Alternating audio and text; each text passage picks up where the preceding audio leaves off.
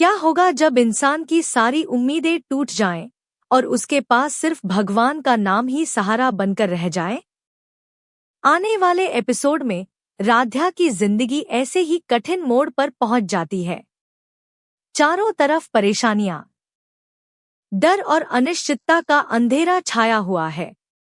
कांपते हाथों और आंखों में आंसुओं के साथ वह भोलेनाथ के सामने खड़ी होकर सिर्फ एक ही प्रार्थना करती है कि राध्या बार बार ओम नमः शिवाय का जाप करती है और भगवान से अपने परिवार को इस संकट से बाहर निकालने की गुहार लगाती है। उसकी आवाज में दर्द भी है और उम्मीद भी। उसे लगता है कि अगर अब भी कोई उसकी मदद कर सकता है तो वह सिर्फ महादेव है। लेकिन तभी एक ऐसी बात उसके सामने आती है जो उसके विश्वास को हिलाकर रख देती है। कोई उसके सामने आकर कहता है कि अब कोई चमत्कार नहीं होने वाला। यह शब्द सुनते ही राध्या की आंखें नम हो जाती हैं और उसका दिल बैठने लगता है।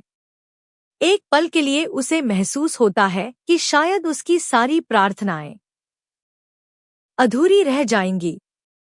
लेकिन फिर भी वह हार मानने को तैयार नहीं होती और अपने विश्वास को टूटने नहीं देती।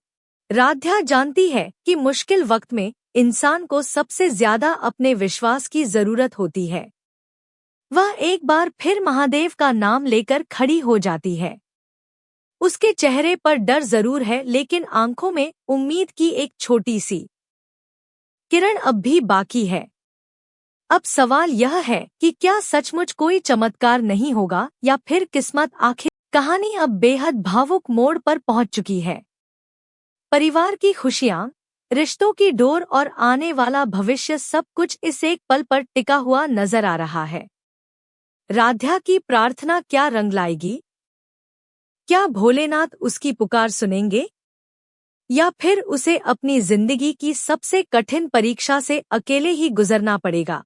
आने वाले एपिसोड में भावनाओं का ऐसा तूफान देखने को मिलेगा जहां विश्वास और निराशा आमने सामने खड़े होंगे। लेकिन एक बात हमेशा याद रखनी चाहिए कि जब सारी राहें बंद हो जाती हैं, तब उम्मीद और आस्था ही इंसान की सबसे बड़ी ताकत बनती हैं।